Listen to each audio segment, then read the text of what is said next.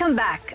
We spoke earlier about the negative impact of childhood trauma and how it can impact you growing up and the effect it can have on you as a person later on in life. But how do you overcome it? Clinical psychologist Slee is back to tell us how. Can you? Is there hope? I hope so. I think so. Yes. Definitely there is hope. Yeah. So there are ways, to overcome childhood trauma, but I think the key is that nobody just gets over it. It's not something that you just snap out of one day. I think there can be a lot that one can do on their own individually to try and overcome it. But ultimately, it requires just a bit of effort to be able to overcome. And I mean, let's talk about the impact of therapy, right? Yes, you can try and do it all on your own, but there's such power and beauty and success that happens when you have a therapist or coach that's working with you along the way. Absolutely. So, in the way that sort of physical therapists can help you if you've had a physical trauma, and you can do that rehabilitation and strengthen those muscles again in a place that might have been traumatized physically. Therapists really have learned certain tools that they can coach you in to be able to overcome some of these more drastic, I think, or let me say, really negative impacts of childhood trauma. One of which being able to recognize within yourself that, oh, okay, these are actually the signs that I have, that I might have gone through an experience that was really adverse. And also then putting things into place to say, well, how do I then begin to regulate my emotions a little bit better? How do I deal with my anxieties a little bit better? How do I make sure that I'm not passing this on to my kids, and leaving them in a state that's a little bit more disturbed or that affects their development as well. Yes, I love that. Also sometimes we've got to realize that we are the common denominator. Yes. Often we're complaining about other people, but yet the pattern is actually us. Yes. And that's a very powerful acknowledgement to have about oneself. I'd love to ask you about, so you recognize that. Where do you then start once you recognize that there is dysfunctional behavior within you? So I think one of the things that you can look at is, actually, how am I coping with this? So perhaps I am doing things that are exacerbating the problem and not helping to alleviate it. For instance, some people, might turn to substances, drinking, and think, I'll have a glass of wine and I'm okay at the end of the day.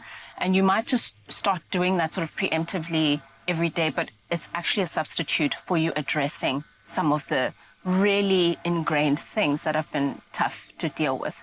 So recognizing how it is that you actually deal with difficulties is an important one. How are you experienced by other people around you is a crucial question. So how do my kids, my partner, my friends, how do they experience me? And sometimes that can also be really, really telling. If there's something you're hearing that's coming up more than once, there's probably some truth to that. So I think really there's an introspection that is needed, but sometimes you might also not be able to do that yourself. And you might find that friends, people that you trust are really close to you, they have things to say that you might need to think about, and then you perhaps seek out the help in order to be able to recognize these signs a bit better and start to deal with it a little bit more. Thank you, Slee. I'd love to ask you, so, when it comes to parents that are, perhaps older, is there some degree of shame that is linked to, I'm not going to say I'm wrong because I'm the parent?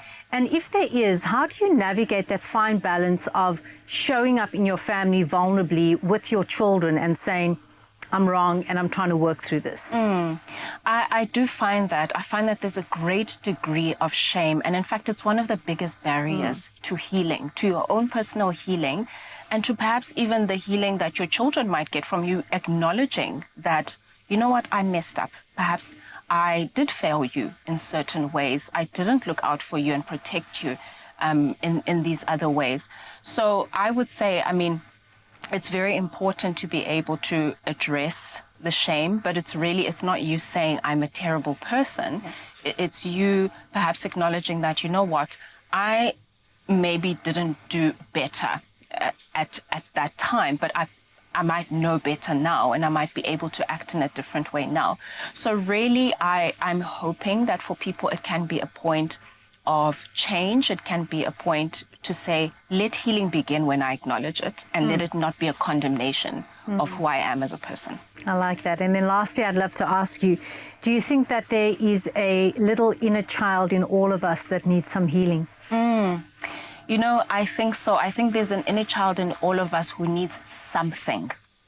It might not necessarily be healing in a conventional way that we think of it, but just an acknowledgement that I'm good enough, you know, and that things that I do as a person, just me existing, being the way that I am, it's good enough. And that's why it is so important to take care of your health, to be able to look after yourself, because that inner child also needs you to be a big parent on their behalf and really take care of them. So I think all of us, we can look at ourselves and sort of think, sure, what is 8-year-old me feeling in this moment? What would she say? And would she say, actually, well done. Thank you so much for taking care of me in such a great way. I love that. Slee, it's always an honor speaking to you. Thank you so much. Dealing with childhood trauma can be difficult to get over. This is especially so as we get older. So when we reflect on our past, we need to know that it is the past and that we can take steps to regain our life and our confidence.